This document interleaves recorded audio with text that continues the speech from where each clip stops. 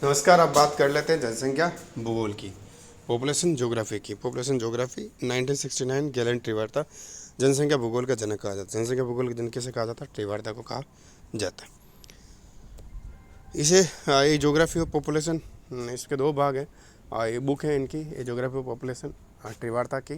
ये geography of population किसकी रचना? ट्रिवार्ता की। जनसंख्या भूगोल का जनक कौन है? ट्रिवार्ता। ये चीज़ याद रखना। देखिए आगे पहले भाग में भूतकालिक जनसंख्या का विश्लेषण, जनसंख्या के सभी लक्षणों का निरूपण किया जाता है। Robert Woods 1979 population analysis in geography. Robert Woods की बुक है पॉपुलेशन एनालिसिस इन ज्योग्राफी। लक्षण की बात करें, उत्पादकता, मर्त्यता, संचलन का विश्लेषण। जनसंख्या के मापक, जनसंख्या के मापक की बात करें, जनसंख्या मापक, जनसंख्या भूगोल के अंतर्गत जनसंख्या को आंकड़ों के स्रोत, जनगणना, प्रतिशत सर्वेक्षण और जन मरण सांख्यिकी के माध्यम से किया जा सकता है। जनगणना का इतिहास, जनगणना का इतिहास, जनगणना का इतिहास। रोमन साम्राज्य कैडेस्ट्रल सर्व, रोमन साम्राज्य कैडेस्ट्रल सर्व यानी कि 1500 ईस्वी पूर्व में इजराइल के निवासियों की जनगणना का प्रमाण मिलता है। आधुनिक जनगणना पद्धतियाँ व्यवस्थित ढंग से जनगणना सर्वप्रथम 1749 ईस्वी में स्वीडन द्वारा कराई गई। 10 की जनगणना कार्य प्रारंभ 1890 में अमेरिका में, 1801 में ब्रिटेन में जनगणना हुई। भारत में पहली जनगणना 1872 में लॉर्ड मेयो द्वारा हुई। ठीक है ना। प्रतिदक्ष सर्वेक्षण की बात करें, प्रतिदक्ष सर्वेक्षण सर्वप्रथम उत्पादकता। ठीक है, इसमें देखो सर्वेक्षण में क्या काम लिया जाता है? इसमें उत्पादकता होती है, मर्त्यता होती है और शिक्षा भी है, जन कल्याण जैसी जो सूचनाएं उसको सम्मिलित किया जाता है। 1950 में अपने भारत में एनएसएस की स्थापना होती है और प्रतिदर्श जो है यहाँ पर दो प्रकार से, यानी सैम्पलिंग दो प्रकार से ली जाती है। तो संभावित प्रतिदर्श की बात करें, संभावित प्रतिदर्श, जिस प्रतिदर्श परियोजना में जनसंख्या के सदस्यों को प्रतिदर्श में सम्मिलित किए जाने की संभावना ज़्यादा रहती है। ठीक है ना, संभावना होती है। ठीक है, और उसे संभावित प्रतिदर्श कहा जाता है। और साधारण यादृच्छित प्रतिदर्श की बात करें, इसमें इकाइयों का चयन कुछ यांत्रिक और संयोगिक यानी संयोगिक क्रिया द्वारा किया जाता है, यानी रैंडमली लिया जाता है, संयोग से।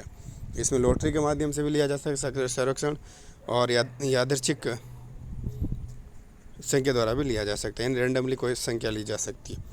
इस तरीके करते यादृच्छिक प्रतिदर्श की बात, जनसंख्या प्रतिनिधि पर्याप्त रूप से हो, इस उद्देश्य की पूर्ति है तो जनसंख्या का क्रमबद्ध स्तरों में विभाजित कर दिया जाता है जनसंख्या। ठीक है ना। सर्वप्रथम ये सर्वाधिक उपयुक्त प्रतिदर्श है। समूह या गुच्छा प्रतिदर्श की बात करें, समूह या गुच्छा प्रतिदर्श, गुच्छों का ढांचा बनाया जाता है और ढांचे से यादृच्छिक प्रतिदर्श चुना जाता है। यदि इकाइयाँ आवश्यकता से अधिक हो तो इकाइयों का चयन यादृच्छिक विधि द्वारा कर लिया जाता है, यानी रैंडमली ले लिया जाता है। असंभावित प्रतिदर्श की बात, असंभावित प्रतिदर्श की बात करें, सदस्यों को प्रतिदर्श में सम्मिलित किए जाने की संभावना नहीं होती है, ज़्यादा नहीं होती इसमें। ठीक है ना। जन्म मरण सांख्यिकी की बात करें, जन्म मरण सांख्यिकी किसी वर्ष विशेष में जन्मे पंजीकृत कुल बच्चों की संख्या तथा उस वर्ष की कुल जनसंख्या के बीच अनुपात का अशोधित उसको अशोधित जन्म दर कहा जाता है। यानी किसी वर्ष विशेष में जन्मे पंजीकृत कुल बच्चों की संख्या तथा उस वर्ष की कुल जनसंख्या के बीच जो अनुपात होगा उसे हम अशोधित जन्म दर कहते हैं। ऐसे जन्मे बच्चों को पंजीकृत नहीं होते, ऐसे बच्चे जो पंजीकृत नहीं होते वो इस अशोधित जन्म दर में सम्मिलित नहीं होते। अतः शोधित जन्म दर को ज्ञात करने हेतु पंजीकृत कुल बच्चों की संख्या में 5% जोड़ दिया जाता है। एक वर्ष में अशोधित जन्म दर तथा अशोधित मृत्यु दर के अंतर की प्राकृतिक संवृद्धि कहलाती है। विश्व जनसंख्या वितरण की बात करें, विश्व जनसंख्या वितरण 60% एशिया में, 60% एशिया, अफ्रीका, यूरोप, उत्तरी अमेरिका और दक्षिणी अमेरिका। 60% एशिया में, अफ्रीका, यूरोप, उत्तरी अमेरिका और दक्षिण अमेरिका। जनसंख्या की दृष्टि से देश की बात करें, जनसंख्या की दृष्टि से देश, चीन 19.5%, भारत 17%, यूएसए 4.5% और इंडोनेशिया 3.5%। चीन 19.5। देखो चीन में सबसे ज़्यादा जनसंख्या, भारत में 17% है। ब्राज़ील की बात करें, ब्राज़ील में 2.8% है विश्व की जनसंख्या, पाकिस्तान में 2.5 है, बांग्लादेश में 2.2 है, नाइजीरिया में 2.5 है, रूस में 2%, जापान 1.85, इंडोनेशिया 70%, जावा द्वीप पर। बांग्लादेश में बात करें गंगा ब्रह्मपुत्र के डेल्टाई भागों में। एशिया की बात करें, एशिया में जो जनसंख्या है वो 10 से 40 डिग्री अक्षांश के मध्य केंद्रित है। ठीक है। यूरोप में बात करें, यूरोप में आपके 40 डिग्री से 60 डिग्री में जनसंख्या यहाँ पर सबसे ज़्यादा, यूरोप में 40 डिग्री से 60 डिग्री, उत्तरी गोलार्ध वो भी यूरोप उत्तरी गोलार्ध, सीधी सी बात है। पृथ्वी को दो भागों निवास के योग्य एम्यूनिस तथा निवास के अयोग्य नॉन एक्यूमिन, ठीक है, में विभक्त किया जाता है। एक तो एक्यूमिन और एक नॉन एक्यूमिन, यानी एक तो निवास के योग्य, एक निवास के योग्य नहीं। 55 से 60% भाग एक्यूमेन है। एक्यूमेन का मतलब निवास के योग्य। 1/3 भाग अधिवास हेतु अनुपयुक्त हैं, 1/3 भाग। कला की बात करें, कला की विश्व की 3/4 जनसंख्या समुद्रों से 1000 किलोमीटर तथा 2/3 जनसंख्या 500 किलोमीटर दूरस्थ कटिबंधों में बसी पाई जाती है, दूरस्थ कटिबंधों बसें पाई जाती है। उत्तरी गोलार्ध में जनसंख्या अक्षांश के वितरण की बात करें, उत्तरी गोलार्ध में जनसंख्या अक्षांश वितरण देखो 10 से 20 डिग्री अक्षांश के मध्य मिलेगा 10% जनसंख्या, और 20 से 40 के मध्य मिल जाएंगे 50% जनसंख्या, और बाकी के 30% जनसंख्या 40 डिग्री से 60 डिग्री अक्षांश के मध्य मिलेगी। ठीक है ना। वो दूरों पर 1% जनसंख्या आसपास मिलेगी, ज़्यादा नहीं होगी। महाद्वीपीय जनसंख्या वितरण की बात है। महाद्वीपीय जनसंख्या विश्व की 8% जनसंख्या समुद्र तल से 500 मीटर की ऊंचाई से निम्न भागों में निवास करती है। जनसंख्या घनत्व की बात करें, अंक गणितीय घनत्व की बात करें, प्रदेश की कुल जनसंख्या अपॉन में प्रदेश की कुल क्षेत्रफल हो जाएगा। ठीक है ना। एशिया के घनत्व के देखो, एशिया में हम घनत्व की बात करें, एशिया घनत्व 122 है, यूरोप का 32 है, अफ्रीका 29 है, अमेरिका 16 है, और दक्षिण अमेरिका 20 है। ठीक है ना। ऑस्ट्रेलिया 3 है। सबसे ज़्यादा बांग्लादेश का 1090, कोरिया का 489, जापान का 351, भारत का 325, श्रीलंका 300, फिलीपींस 269, वियतनाम 255, पाकिस्तान 202, चीन 140। काय घनत्व की बात करें, काय घनत्व प्रदेश की कुल जनसंख्या, काय घनत्व प्रदेश की कुल जनसंख्या अपॉन में प्रदेश का कुल कृषि योग्य भूमि। किसी भी देश का काय घनत्व उसके अंकगणितीय घनत्व से अधिक होता है। किसी भी देश का काय घनत्व उसके अंकगणितीय घनत्व से क्या होता है, अधिक होता है। भारत का 65.7। कृषि घनत्व की बात करें, कृषि घनत्व कृषि में संलग्न या कृषि आधारित जनसंख्या, कृषि में संलग्न या कृषि आधारित जनसंख्या, कुल कृषि योग्य भूमि। आर्थिक घनत्व की बात करें, आर्थिक घनत्व प्रदेश की कुल जनसंख्या अपॉन में देश के संपूर्ण संसाधनों का मूल्य। देखो, आर्थिक घनत्व देश की कुल जनसंख्या अपॉन में देश के संपूर्ण संसाधनों का मूल्य। पोषण घनत्व की बात करें, पोषण घनत्व देश की कुल जनसंख्या अपॉन में प्रदेश की प्रमुख खाद्यान्न अथवा कुल खाद्यान्न भूमि। जनसंख्या वृद्धि प्रवृत्ति की बात करें, जनसंख्या वृद्धि प्रवृत्ति विश्व की 1650 में 55 करोड़ थी, उसके बाद 1750 के बीच में दोनों 72 करोड़, लेकिन 30% की वृद्धि हो गई। फिर 1850 तक की बात करें, विश्व की 1750 1850 यानी कि 84% की वृद्धि हो जाती है। फिर 1900 से 166 हो जाती है, 1900 से 166 करोड़ हो जाती है विश्व की। वर्ष 1975 से 2000 में विश्व की जनसंख्या वृद्धि की औसत वार्षिक वृद्धि दर जो है 1.6% रही। निम्न वृद्धि दर वाले क्षेत्र की बात करें तो 1% से कम वार्षिक जिनकी वृद्धि दर है 1% से कम यूके है, जर्मनी, फ्रांस, स्विट्जरलैंड, यूनान, Denmark, Netherlands, Norway, Sweden, Austria, Poland, Belgium, Italy, पुर्तगाल, स्पेन, आयरलैंड, यूक्रेन, चेक गणराज्य, रूस। ठीक है ना। और मध्यम वृद्धि दर वाले क्षेत्र की बात करें 1 से 2% जिनकी मध्यम है वो यूएसए, ऑस्ट्रेलिया, कनाडा, आइसलैंड। ठीक है ना। उच्च वृद्धि दर वाले 2 से 3% से अधिक जिनकी है उनमें बाद दक्षिण एवं दक्षिण पश्चिम एशिया, सारा के दक्षिण और अधिकांश अफ्रीका। उच्च अति उच्च 3% प्लस अफ्रीका में देश, अफ्रीका के देश हो गया दक्षिण एवं दक्षिणी पश्चिम एशिया वो यूएई। अगला देखते हैं जननांगीय संक्रमण के सिद्धांतों की बात कर लेते हैं। जननांगीय संक्रमण सिद्धांत नोटिस्ट ने दिया 1945 में, नोटिस्ट ने दिया 1945 में। जननांगीय संक्रमण सिद्धांत 1945 नोटिस्ट किसने दिया 1945 नोटिस्ट ने दिया 1945 में जननांगीय संक्रमण का सिद्धांत दिया। पाश्चात्य विकसित देशों के आधार पर विगत 200 वर्षों में चली आ रही जन्म दर और मृत्यु दर में होने वाले परिवर्तन की प्रवृत्तियों पर आधारित है। क्या है? पाश्चात्य देशों के आधार पर विगत 200 वर्षों में चली आ रही जन्म दर और मृत्यु दर में होने वाले परिवर्तन की प्रवृत्तियों पर आधारित हैं। जनांगीय संक्रमण की अवस्था की बात करें, जनांगीय संक्रमण की अवस्थाएं जो है वो बात करते हैं। ठीक है, जनांगीय संक्रमण की अवस्थाएं इन्होंने कितनी बताई उसकी बात कर लेते हैं 3 स्तर पे।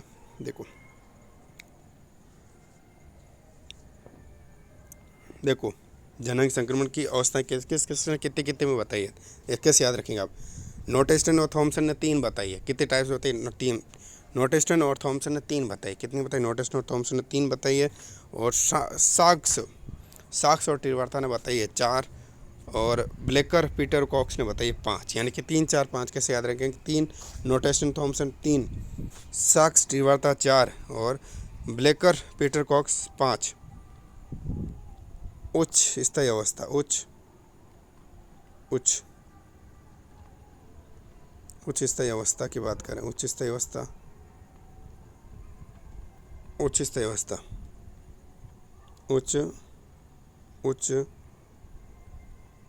स्थायी अवस्था की बात करें, उच्च स्थायी अवस्था की बात करें तो इसमें जन्म दर उच्च होगी, मृत्यु दर भी उच्च होगी। वर्तमान में कोई भी देश इसमें नहीं है, वर्तमान में इसमें कोई देश नहीं है। प्राथमिक जो वर्तमान अवस्था की बात करें, ठीक है, तो इसमें देखो पहले में क्या होगी, पहली जो अवस्था होगी इसमें उच्च स्थायी अवस्था होगी, जन्म दर भी ज़्यादा होगी, मृत्यु दर भी होगी। फिर सेकंड में क्या होगा, प्राथमिक वर्तमान अवस्था, इसमें सेकंड है, यानी जन्म दर तो उच्च होगी लेकिन मृत्यु दर में कमी आएगी, क्योंकि मेडिकल जो सर्विस वगैरह है वो प्रोवाइड हो जाती है, उसके जो हॉस्पिटल्स खुल जाते हैं इस बीच में, ठीक है ना, मेडिकल सेवा मिल जाती है। इसमें तीव्र जनसंख्या वृद्धि होगी। क्यों होगी? क्योंकि जन्म दर तो वही की वही स्पीड में है लेकिन मृत्यु दर में कमी आ रही है, तो तीव्र जनसंख्या वृद्धि होगी। जिसमें कौन सा आ रहा है, इसमें सेकंड में कौन कौन आ रहा है याद रखना, इथोपिया, गाना, मोरक्को, ठीक है, Nigeria, Sudan, Tanzania, Africa, Uganda, Africa तथा जाहिर है। एशिया में कौन कौन से देश आ रहे हैं? एशिया में अफगानिस्तान आ रहा है, बांग्लादेश, ईरान और म्यांमार आ रहा है।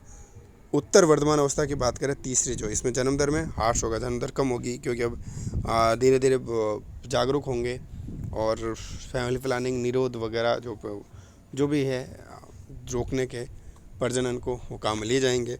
तो मृत्यु दर में भी हार्श होगा, मृत्यु दर वैसे भी कम हो रही थी, अब जन्म दर में कमी हो रही है। तो इसमें अब कौन कौन से हैं? अफ्रीका, अल्जीरिया, मिस्र, दक्षिण अफ्रीका, एशिया, मलेशिया, भारत भी किसमें? तीसरे में है। फिलीपींस, श्रीलंका, थाईलैंड, तुर्की, ठीक है ना। और उसके बाद लैटिन अमेरिका में अर्जेंटीना, ब्राज़ील, चिली, कोलंबिया और मैक्सिको, पेरू, वेनेजुएला। निम्न स्थायी अवस्था की बात करें, निम्न स्थायी अवस्था चौथी जो है, निम्न स्थायी अवस्था, जन्म दर, मृत्यु दर दोनों निम्न स्तर पर है, दोनों निम्न स्तर पर यानी स्थिर हो गए, ठीक है ना, दोनों ही निम्न है। नगरीकरण उच्च हो जाएगा, ठीक है ना। यूएसए, कनाडा, रूस सहित Europe, Britain, France, Germany, Italy, Poland, Belgium, Sweden, Hungary, चेक गणराज्य, मिस्र, स्पेन आएंगे। देखिए प्रथम विश्व में जनांगीय संक्रमण पूंजीवाद विकसित हुआ, जो प्रारंभ पश्चिम यूरोप में 18वीं शताब्दी अंत में 19वीं शताब्दी में प्रारंभ हुआ। अधिकांश विश्व आता है किसमें? प्रथम में जनांगीय संक्रमण में। द्वितीय विश्व में बात करें जनांगीय संक्रमण में समाजवाद विकसित हुआ, पूर्व यूरोप में समाजवादी देशों होते इसमें आते हैं 20वीं शताब्दी के पूर्वार्ध में, और सर्वप्रथम ऑस्ट्रेलिया तथा चेकोस्लोवाकिया। तृतीय विश्व में बात करें जनांगीय संक्रमण विकासशील देश, एशिया, अफ्रीका और लैटिन अमेरिका के सभी विकासशील देश इसमें आते हैं। 1990 के दशक में जन्म दर में उल्लेखनीय गिरावट से भारत जनांगीय संक्रमण की थर्ड अवस्था में आ गया है। इसमें 1990 के दशक में जन्म दर में उल्लेखनीय गिरावट से, ठीक है। जनसंख्या वृद्धि संबंधी सिद्धांतों की बात करें तो इसमें प्राकृतिक सिद्धांत की बात करें, प्राकृतिक सिद्धांत में माल्थस है, थॉमस डबले है और सेडलर और हर्बर्ट स्पेंसर है। प्राकृतिक में माल्थस, थॉमस सेडलर और हर्बर्ट स्पेंसर। और सामाजिक सिद्धांत की बात करें तो सामाजिक सिद्धांत में हेनरी जॉर्ज है, अर्स्टन ड्यूपोर्ट है और कार्ल मार्क्स है। माल्थस का सिद्धांत की बात करें, माल्थस का सिद्धांत देखते हैं। माल्थस का सिद्धांत निराशावादी सिद्धांत इसको कहा जाता है, 1758 में देते हैं माल्थस का सिद्धांत। An essay on the principle of population इनकी है, जो माल्थस की बुक का है वो an essay on the ऐसे जो इनका an essay on the principle of population Marx, ठीक है, माल्थस के, ठीक है। इन्हें क्या बताया? इन्होंने बताया जनसंख्या की वृद्धि दर तो होती है गुणोत्तर तरीके से और साधनों की वृद्धि होती है अंगणित विधि से। जनसंख्या की वृद्धि होती है गुणोत्तर और साधनों में जो वृद्धि होती है वो अंगणित होती है। जनसंख्या वृद्धि दर गुणोत्तर होती है, 1, 2, 4, 8, 16, 32, 64 के हिसाब से, ठीक है। 7 में वृद्धि होगी अंकगणित, यानी कि 2 गुना 25 वर्ष में 2 गुना हो जाएगी, और 50 गुना हो जाएगी आपके 200 वर्षों में 9 गुना होगी। और 7 9 में तो क्या बढ़ेगी, 9 गुना ही बढ़ेगी, ठीक है ना।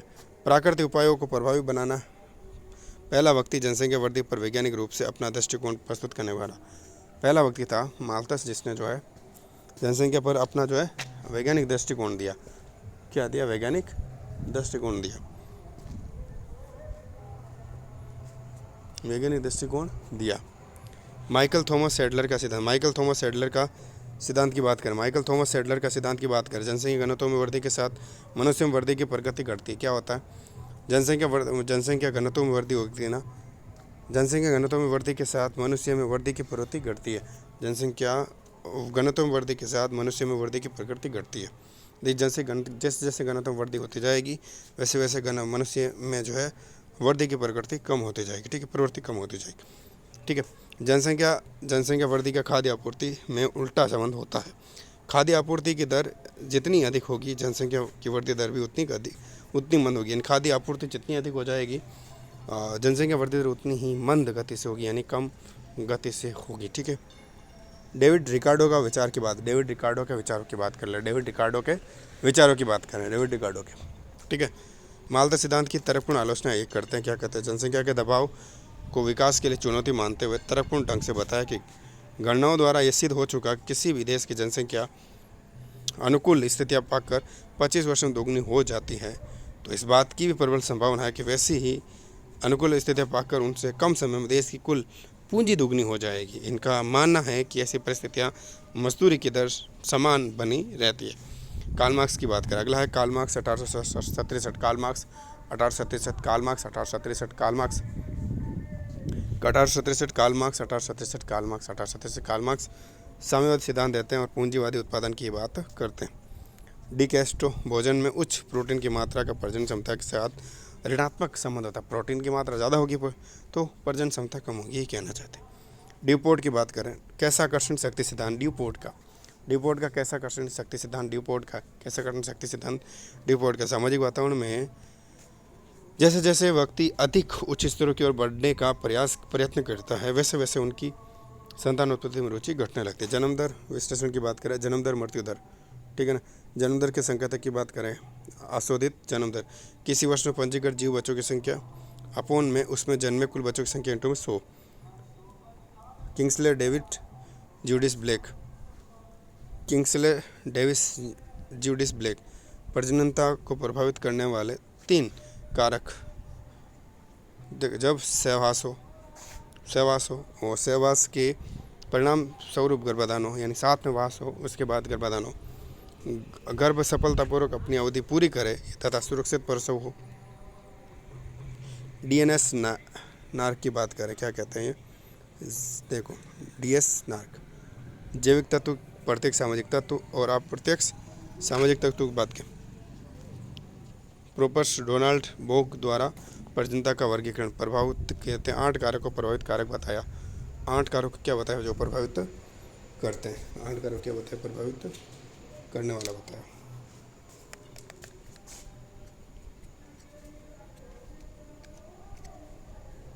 क्या बताया, 8 को प्रभावित करने वाला बताया।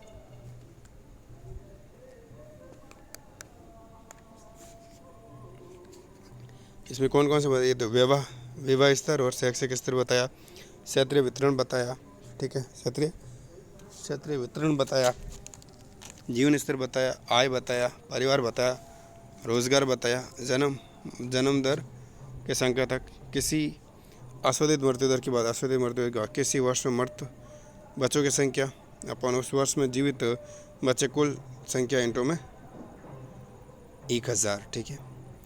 विश्व की 46% जनसंख्या अल्प प्रजनन दर वाले देशों में पाई जाती है। विश्व की 46% जो जनसंख्या है वो अल्प प्रजनन दर वाले देशों में पाई जाती है। विश्व की 9% जनसंख्या उच्च प्रजनन दर वालों में मिलती है। 9% जनसंख्या विश्व की उच्च प्रजनन क्षेत्रों में मिलती है। 9% जनसंख्या जो उच्च प्रजनन क्षेत्रों में मिलती है। विश्व में लिंगानुपात की बात करें, विश्व में लिंगानुपात, ठीक है ना, विश्व में सर्वाधिक लिंगानुपात जो है वो आपके यूरोप के केलाविया में है, केलाविया में 1187।